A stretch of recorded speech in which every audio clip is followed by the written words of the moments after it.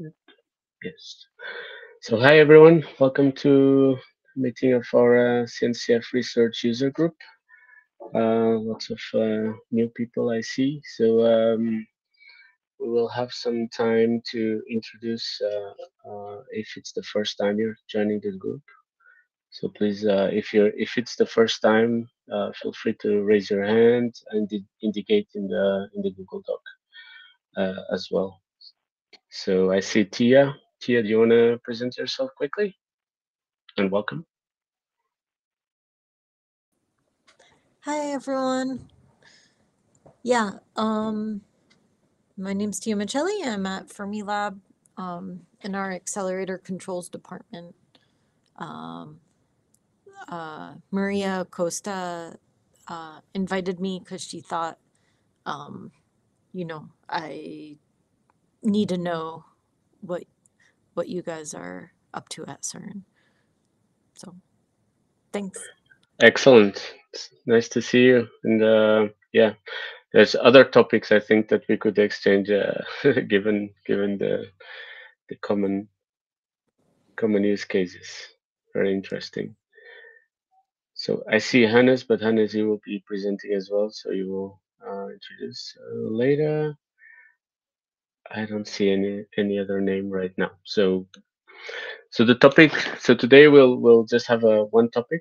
It will be an overview of the management of Kubeflow deployments at CERN.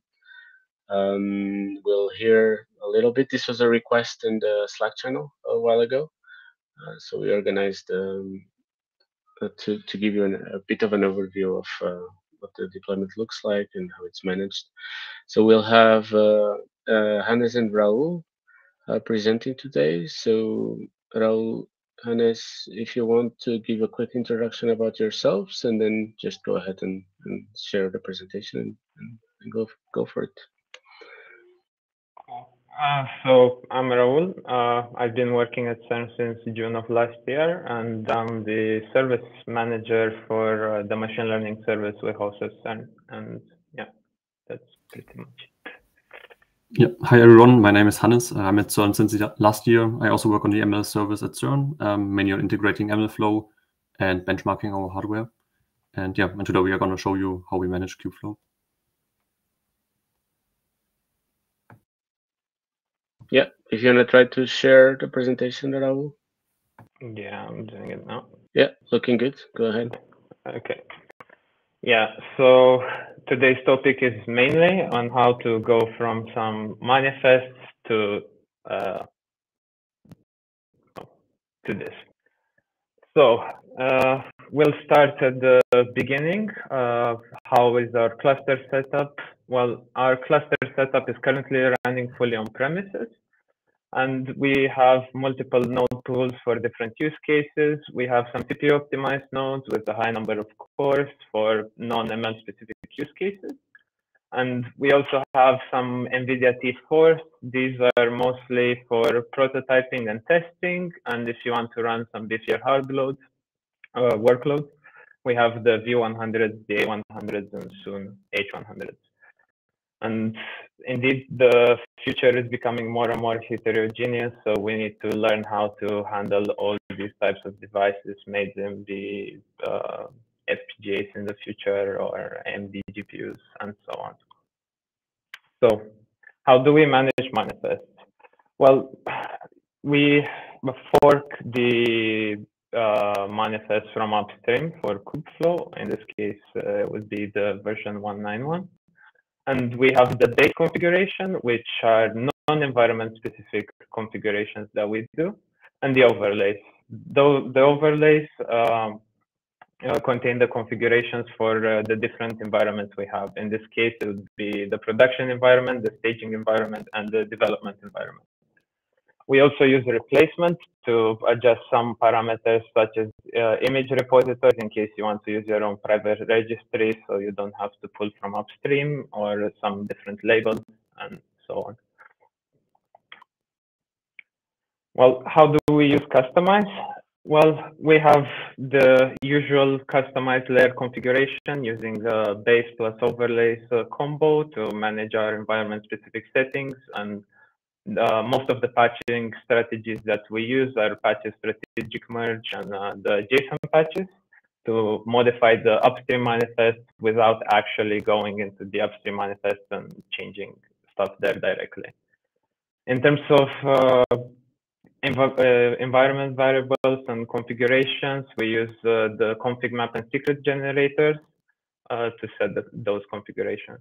And for secrets, we use the Argo CD Vault plugin to pull these secrets dynamically and inject them into our environment.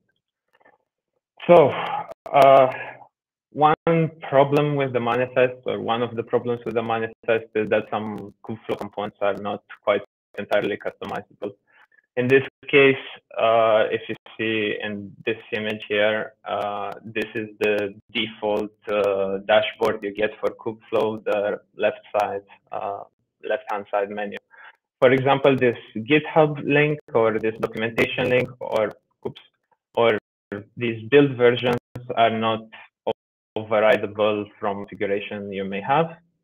So we have to do some very hacky stuff to get around it without building our own images, because we want to avoid this as much as we can and just use the upstream images with patches on top.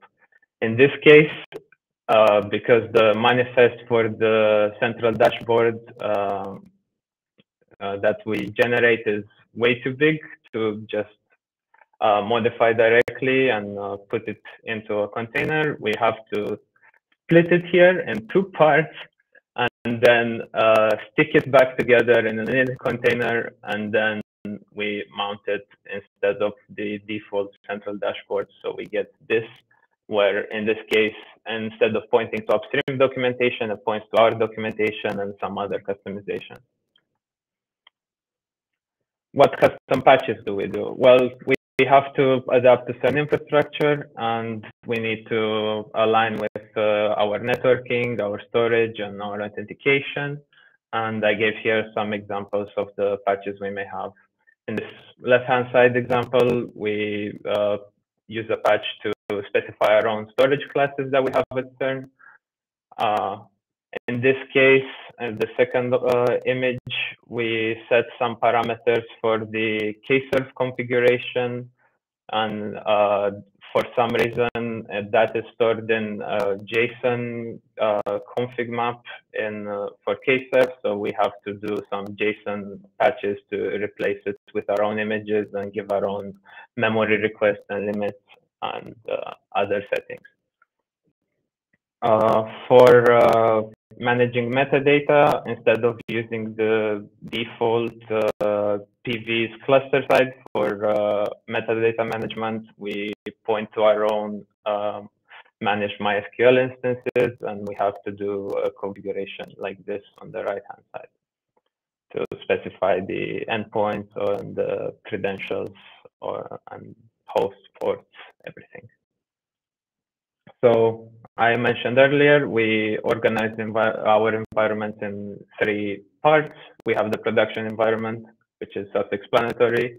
We have the staging environment that we keep mostly for debugging issues in case we get a user ticket and we want to replicate an issue without touching the production instance, in case we have to restart some services and we don't want maybe momentary downtime for a second or two that you could have in theory. And we have the next instance, which is just a development instance in which we test releases and patches.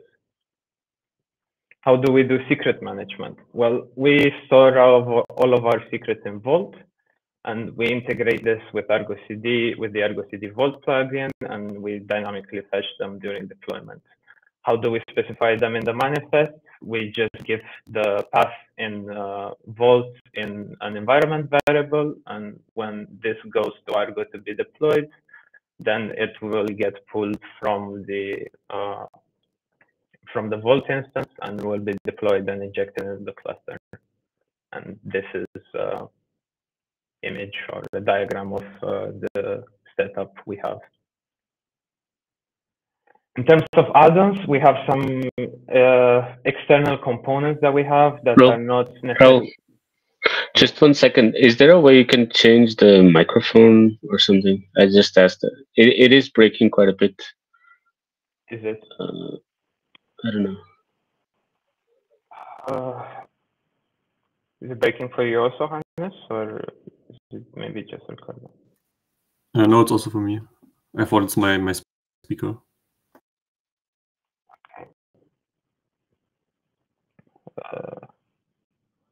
Might not hear anything, but I'm gonna give it a go. Start this.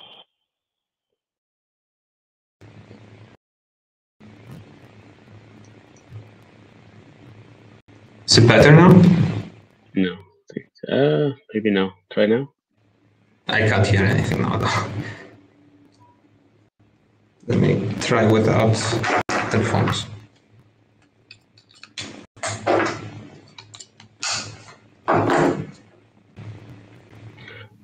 I think it was better before, actually. There's a lot of echo now.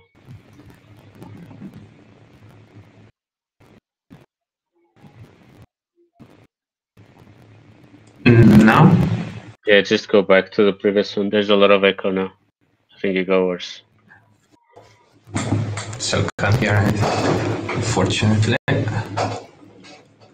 But if you can type in chat if you at least can hear me, and then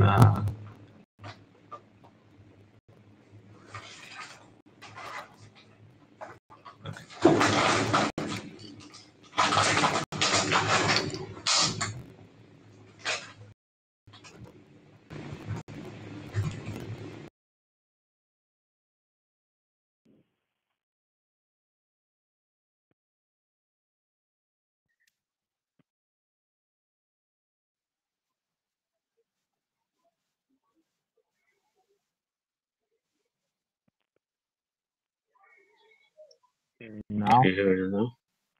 Yeah, just keep going like you were.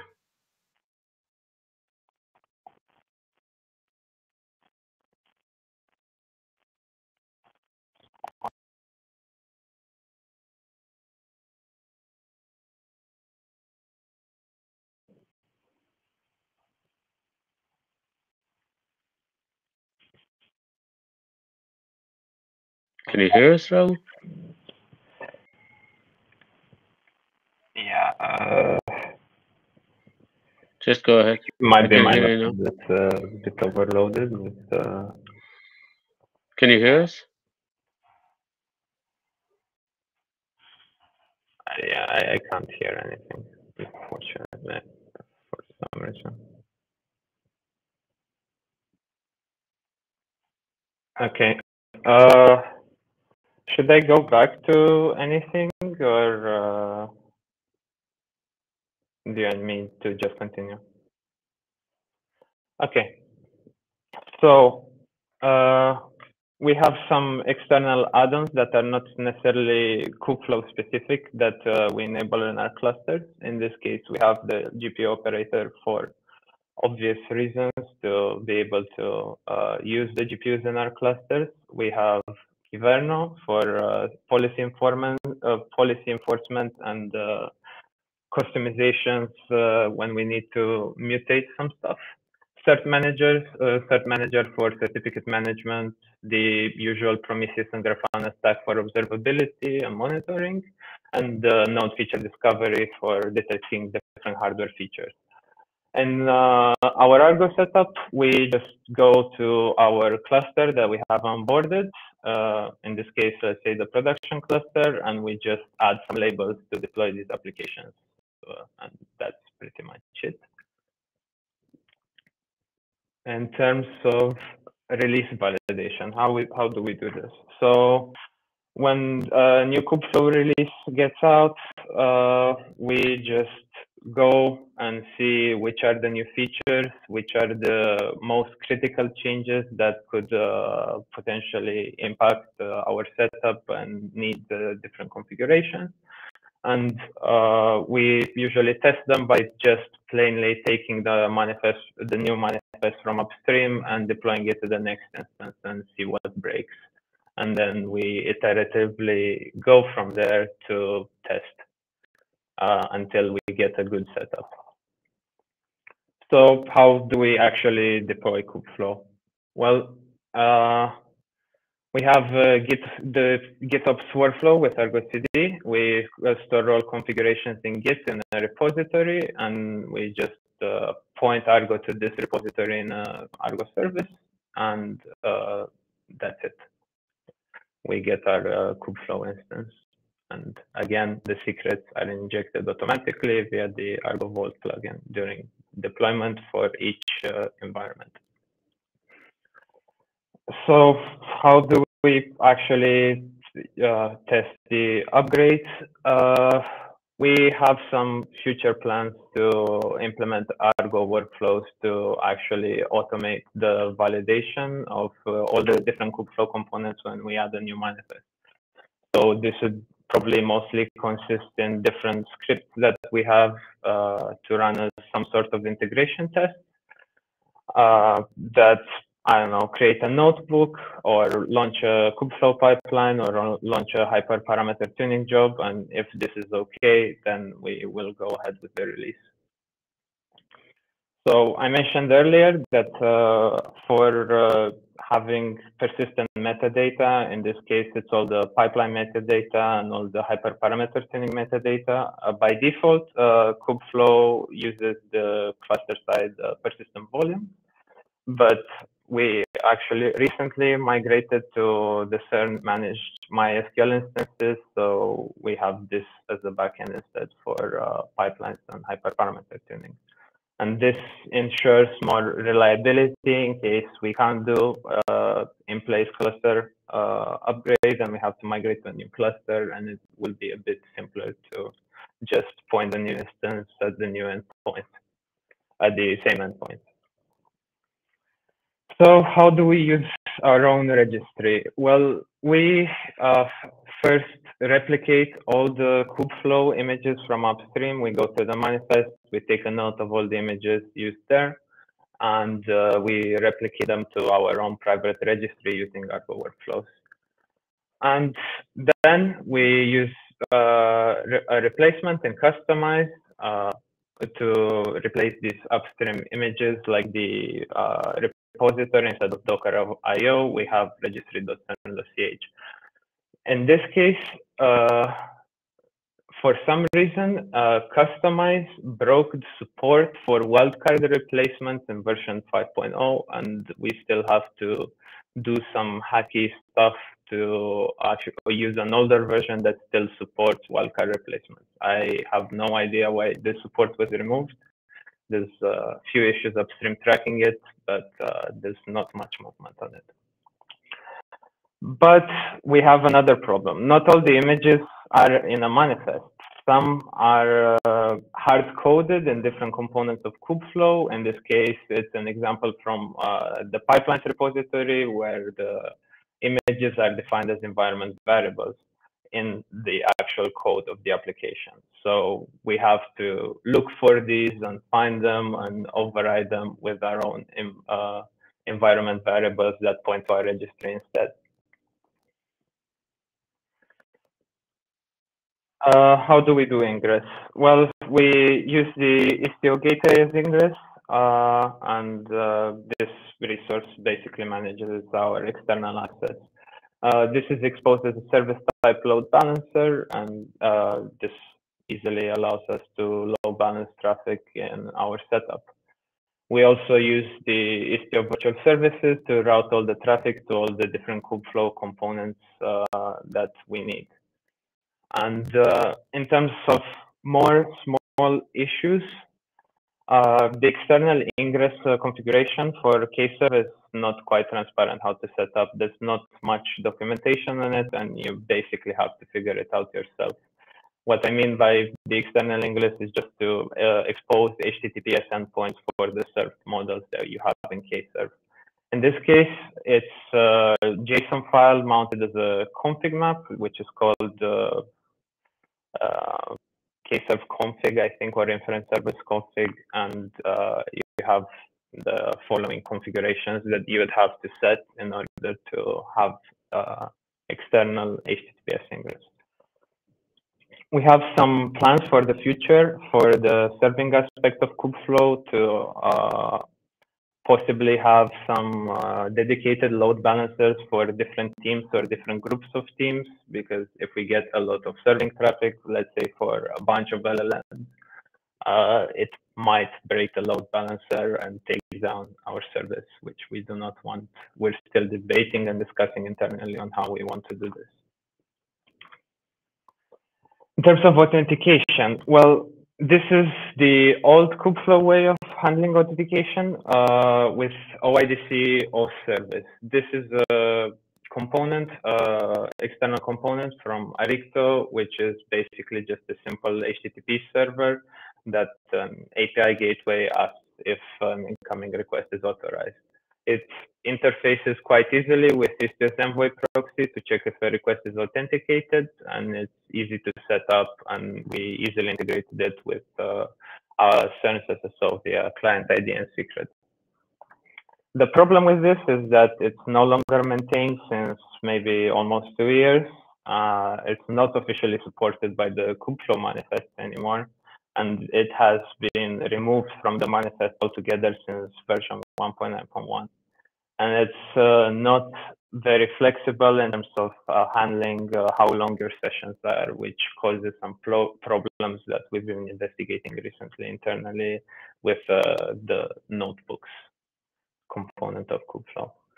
So how do we do authentication now? Well, we're working on migrating to OAuth2 proxy, which is quite well maintained, updates very frequently, and it seems to have a lot of contributors with a healthy community.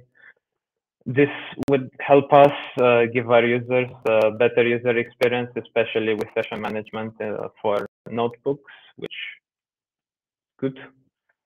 The only problems with it, well, not necessarily problems, but difficulties, is that it's not as transparent to set up for Kubeflow. There's a lot more configurations that we have to do to get it working. And in our case, because our GWT tokens tend to get very big, we cannot use the client-side mode of OAuth2 proxy, where the token is stored only client-side. We have to use Redis as a backend, in this case, Valky, to store our sessions. And in our case, we use the OAuth2 proxy as a middleware rather than a reverse proxy, because we base our authentication on we forward it to Istio instead of doing it only with OAuth2 proxy. So how do we customize user profiles and have custom configurations for all of our users? Well, the Kubeflow way of doing it is using pod defaults, and this results in automatic injection of shared configurations. And we built a custom tool to replicate the common configurations we want for each of our users, and it ensures all these resources are available in all the user namespaces. And it also modifies them in case there's an update in one of them in the, let's say, main namespace, it will get replicated to the other namespaces as well. Any change, any deletion, anything. We're also recently started looking into using the Kyverno mutating rules for replicating this type of resources and other namespaces, but at the time we deployed this, we didn't know this was available. So you all know probably that Kubeflow has team profiles, and how do we handle these? We have a quite simple Helm chart that creates a profile resource, and we then can define the quotas and all the users of that namespace by just specifying their CERN username and putting their quota in, mostly for GPUs at this moment because these are scarce. And it's also deployed via Argo as a service, and it automatically gets updated and deployed as it should, in case we need a quota update or anything else, adding a new user. So how do we use Kyverno and Kubeflow? Well, you'd expect that some Kubeflow resources, for example, po defaults that support init containers would have all the init containers supported parameters available to use. But in this case, it's not the case. So we have to use Kyverno mutating rule to actually add a restart policy to an init container for a user configuration that handles authentication with an external storage that we have at CERN. For other CERN-specific integrations, we also need to inject dynamic variables in dynamically named components, and we found Kyverno to be the way to do this in this case.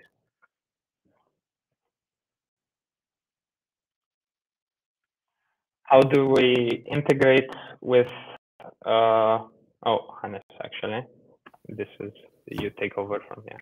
Yeah, thanks, Arul. So yeah, how we integrate other operators is actually quite decently transparent. So we install the manifests and we configure the security context in the airbag.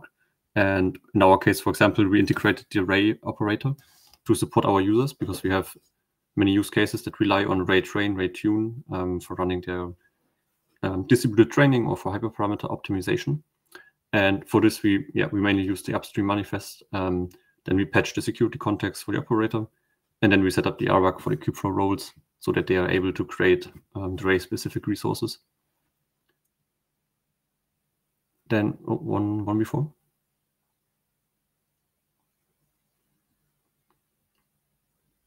One slide before. I realize I cannot hear you, so I don't know when to actually move to the next slide. Okay. Hannes, do you want to share yourself, maybe? Yes. If you have it there. Okay. Sorry.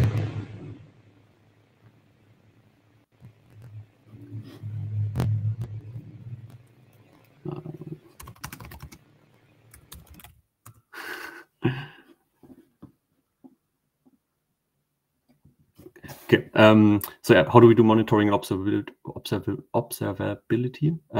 For this, we would rely on the classic Prometheus Grafana stack. We leverage the classical Kubernetes monitoring. So we have the CPU memory usage for all the pods. We also do GPU monitoring. We track the utilization, memory, but also other metrics like the power utilization. And we also scrape Kubeflow specific metrics. So this means we just create service monitors for the components that we want to monitor, for example, the training operator, as you can see on the left side. And then we also work on providing monitoring for our users for deploying their models using Kserve, so that we can use the monitoring that we get from the Kubernetes monitoring for the CPU and memory usage from the pod, but also from the Istio gateway for the requests that go to the deployed model.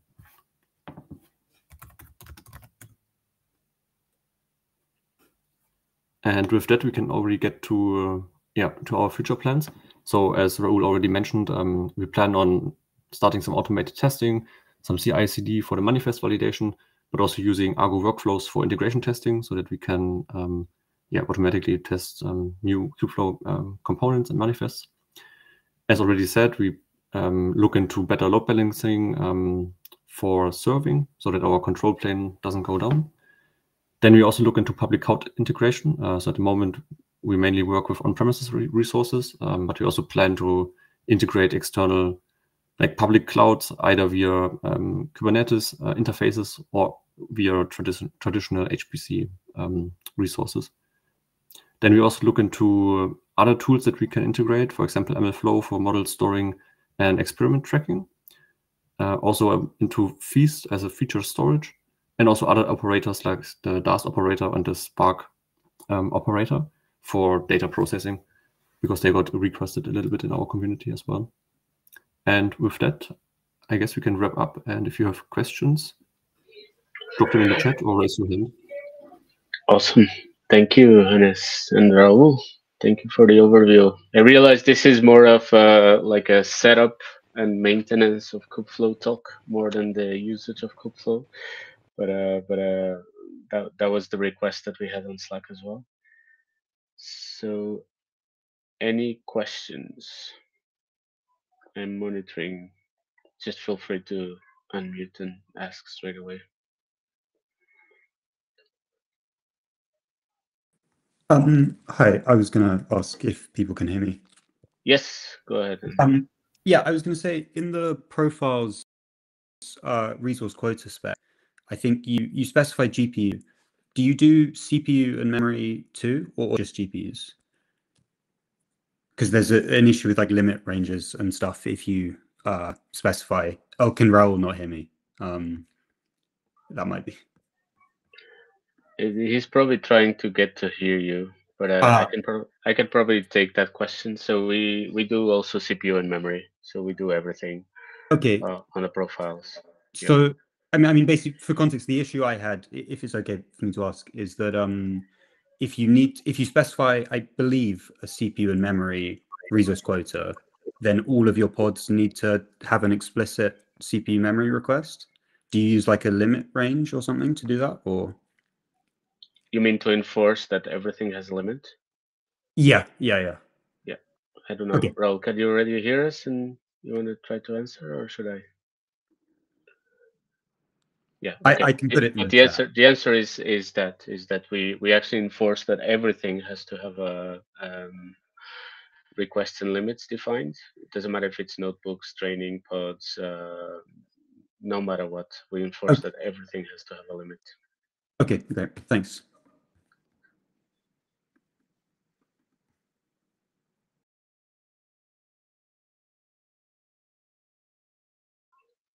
All right, there's a question.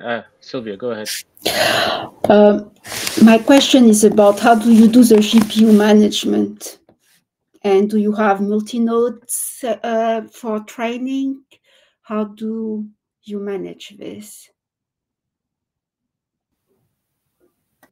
All right, Raul is not there. Hannes, do you want to answer? Yeah, I mean, yeah, for multi-node training,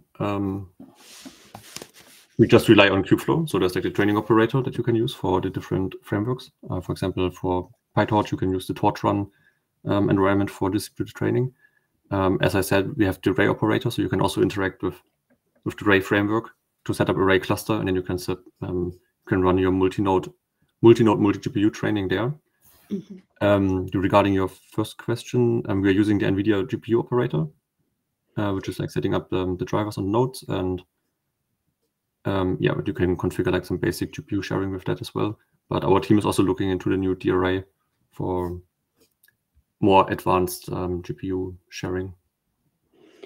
Yeah, so the question is, when you have a shared environment, GPU management, getting better use of the GPU, you can have,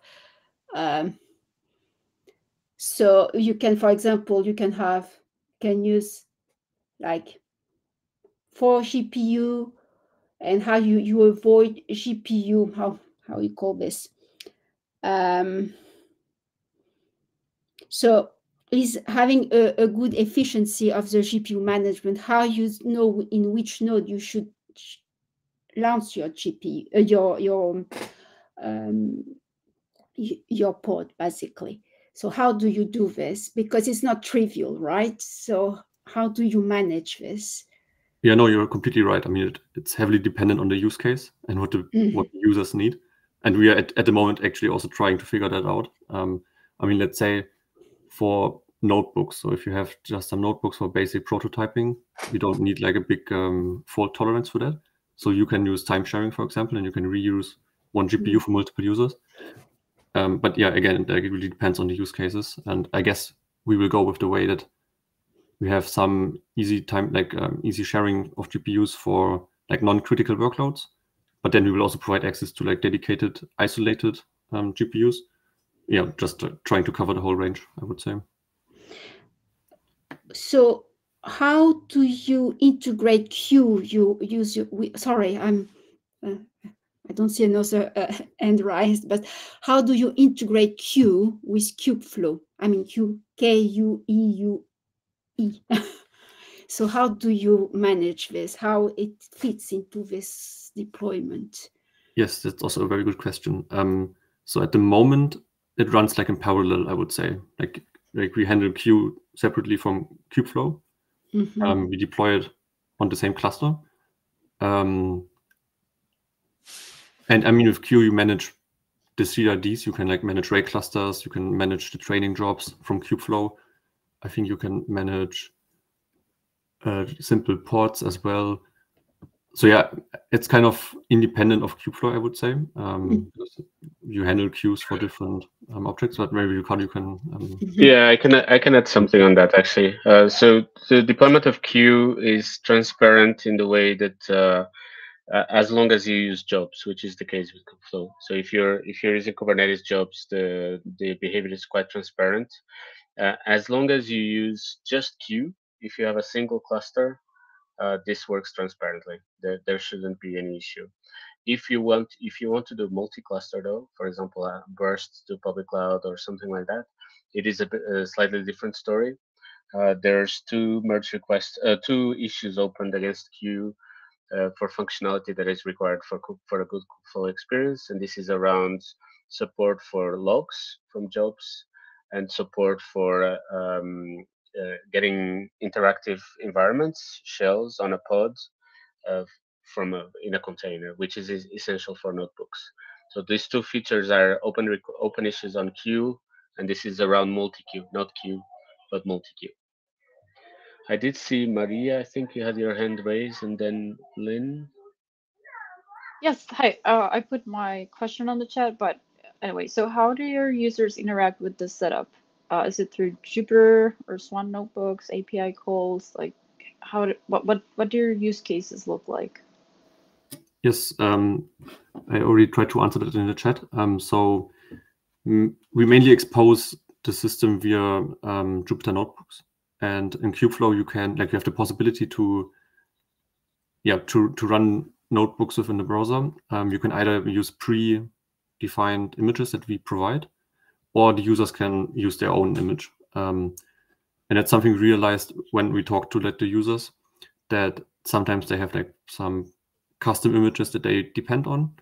And in this case, we try to provide them like good examples, good documentation on how they can extend their base images in order to run a Jupyter notebook. Or what's also possible is like a VS Code server. So you can run like an IDE in the browser with access to GPUs, with everything pre-installed, all the dependencies. But it basically runs through Kubeflow. Like that's part of one of the components that Kubeflow provides. But we also have like different plans for providing like SSH access into Kubeflow. There's like several projects, like container SSH it's called. But at the moment, users mainly interact via notebooks. And then let's say the more advanced users, they can use kubectl, and then they can run their manifests. But I guess this is more for people that are a bit more into Kubernetes. Maybe one exception to that is inference services, though. There was a request to actually manage inference services and create them, manage them externally without having to have notebooks. And this is for things like doing CI jobs where you want to create an inference service at the end or do some tests. So for those, we have a mechanism where you can get a token that is valid to access the APIs. And this is valid also for Kubeflow pipelines. So you could do this via CI or something like that.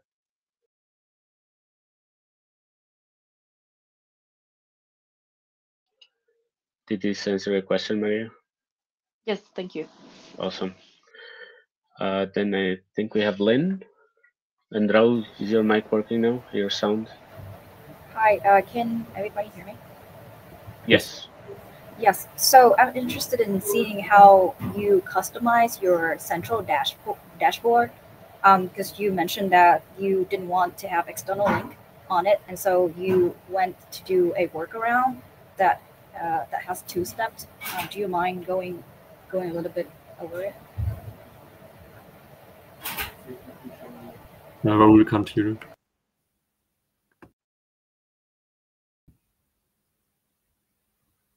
It's a bit hacky, like Raoul knows the details, but I think we do some replacements within the JavaScript file, and it's placed in a config map and then loaded into the central dashboard component. But yeah, there's like no easy way to do this, unfortunately. You mentioned there were 2 steps that you have to do. What are they?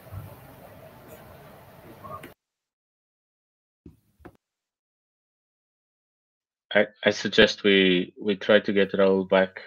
He's fighting for his. He's back. Can you hear us, Raul? Yeah. Okay. Yeah. Okay. Yeah. I'm sorry for Okay. this. Do you want to try to answer the question? Did you hear it, or should we? Yeah. I heard the question.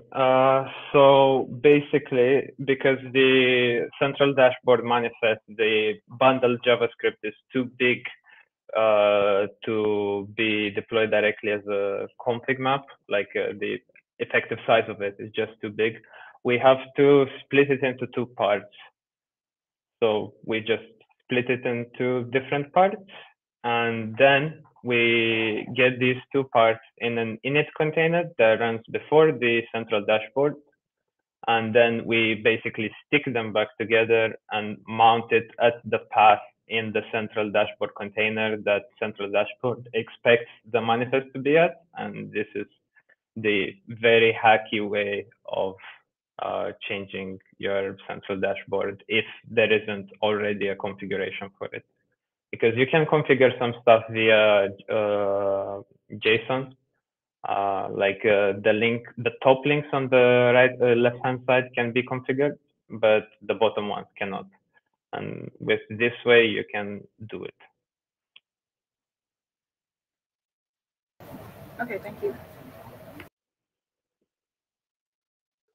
So just for the fun, I added the snippet of the init container on the chat, but maybe Raul, you can cook the config map plus the init container setup so that Yeah. Okay. other people can have a look. I'll try to find it now.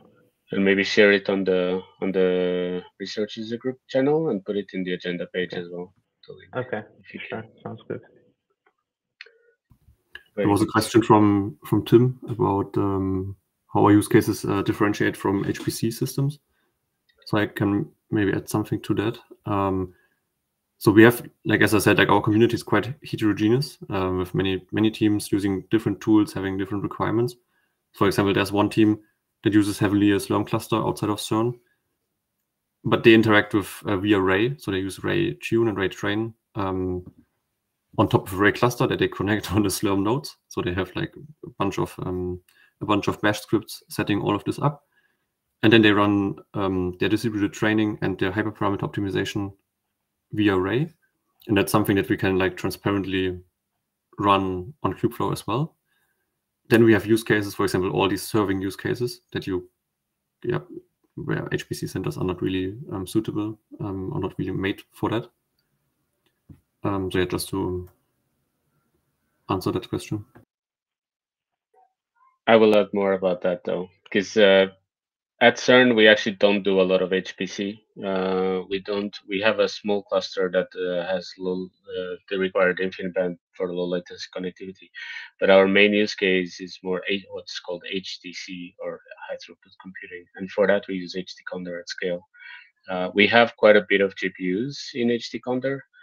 We have been moving them back and forward depending on the use cases. The use cases that fit better Kubeflow is the pure machine learning things where you want to do hyperparameter optimization, serving for sure, but also distributed training to scale out. But there is also some machine learning happening in HD Condor. So we are still kind of learning where to put things.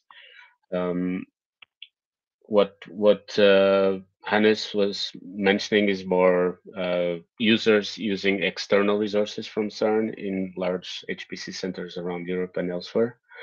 Those are not running internally at CERN. For those, we have a smallish HPC setup. I think Maria, you have the hand raised. Yes.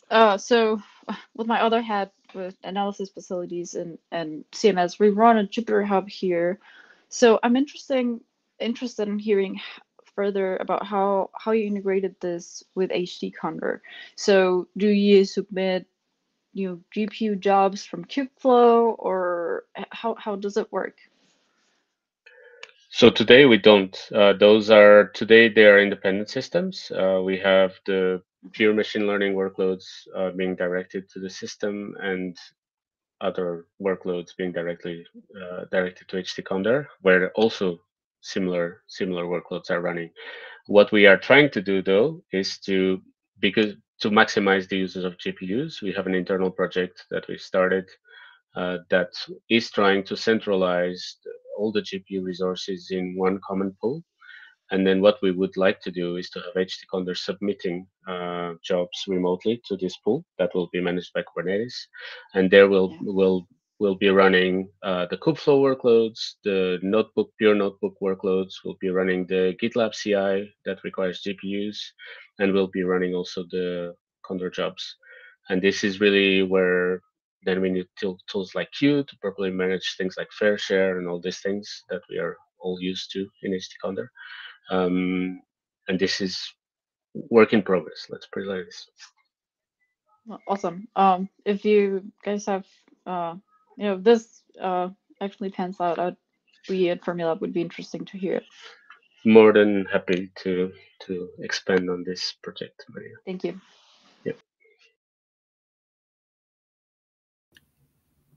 Maybe to add something on this, it's a bit CERN specific, but so we were in contact with some CMS people, and they asked us if how they can interact with HD Condor, like with the grid submission, to run their CPU-heavy workloads for the processing of the raw data, like for the root files. And yeah, and we are talking with them with how they can approach this. For example, they could use a component in a Kubeflow pipeline, which would submit a job to the grid. Then you would do all the data processing, and then you would run your, like, let's say, classic machine learning workload on Kubeflow again. Do you happen to know if these are running Sonic workflows? This is a CMS product. Say again? GPUs. Do you happen to know if these workloads from the CMS people are Sonic workflows? I don't know. Okay. Yeah, it's a that term I heard product for the that, first time. yeah, it's a CMS product that we've been developing for a while, and it allows for kind of inference as a service on the grid. It's very interesting. Okay. Yeah. Cool. Yeah, no, they talked about the CREP API. Yeah, that's for the grid. Yeah. But there was some discussion on the latest HPC workshop about Sonic as well. We had some chat there. Right. Sounds like we're on the same page. Yeah, we should sync for sure. But I'll just pick on the two remaining questions we have. Yeah, we still have 7 minutes. Fine. So, Fan, you're asking, is this in production yet? And any user feedback about their experience? What features users enjoy the most and most demanded? Maybe Raul can answer. Yeah, so we have this in production since October, I think. It's actually been in production for a bit longer than that, but we revived the service when we upgraded to a newer Kubeflow version because it was quite old before. And we tried to get a better handle on it, and we are focusing really a lot on this. As to what features users enjoy the most, I didn't expect it at first, but a lot of it is serving. Like we have a few use cases of people serving LLMs that we just added support to integrate with their systems for a chatbot or something like this. And also a big one is just having access to GPUs in notebooks to prototype around and play around, basically. But in terms of other use cases, Hannes knows a bit more than me, but yeah. Yeah, maybe to add to this, yeah, exactly. Mainly the interactive access is like a feature that many people want to have, like some kind of terminal access. Definitely also the interfaces for distributed training and hyperparameter optimization, so that you don't have to write your own bash script to submit your Slurm jobs to do your own tuning over your parameters. Metadata tracking, model management is also something that people demand. I think like most users just demand support for basically all the MLOps lifecycle steps, I would say. But as Raoul said, mainly access to GPUs is what people want. Thank you. I would add that the most demanded feature by users is more GPUs. I think it's yeah, of course, always. Yeah. There is a question from Andrew. Andrew, you can ask directly if you want. Hi. Yeah, I was just going to say, yeah, do you allow users to pull from container registries that are like private to them specifically? And how do you get their creds on the cluster if you do that? I mean, if they would have this, we haven't received the request for this. They are able to mount their credentials as a secret, maybe, in their namespace and go from there. Okay, so do you like expose the API server to them, or? It's from inside the they notebooks. Yes, okay. you can Okay. use kubectl from inside the notebooks. I see. Okay, thanks. So, for example, if this is not for pulling images, but for storing in their own S3, let's say, they can just create a secret with their ST credentials and use it. Yeah, that's a good point, Andrew. Yeah, this is maybe one thing that wasn't explicit in the presentation is that the entry point, Raul mentioned that the entry point is mostly the notebooks, but people do use kubectl quite a bit to manage credentials, to manage access to weird systems. We have people integrating with like HDFS backends for some of the data, conditions data from the LHC. There's quite a bit going on from inside the notebooks.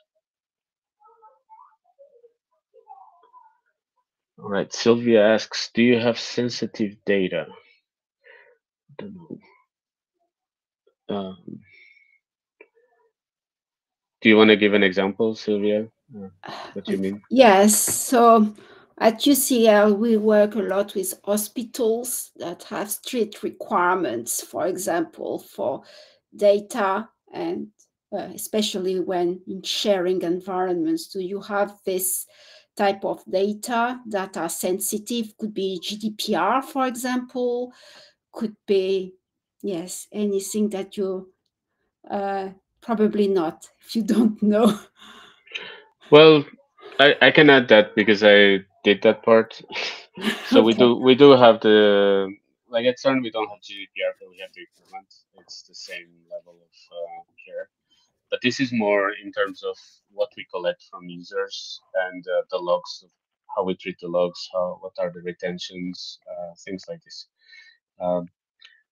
The service itself already offers like the usual permission. Like if the data is sensitive, it means that someone with the required credentials will need access, which means they will set up their workloads with those credentials or some sort of access mechanism. So that's the user data. Like in terms of Kubeflow itself, we did have to go through a review of what's in the logs, what's the retention we have for those logs, how are we responding to claims of people leaving the organization and wanting their data to be erased, things like this. But this is not this is kind of a standards service we offer for all the Kubernetes services. It's not really specific for Kubeflow because there's not much more.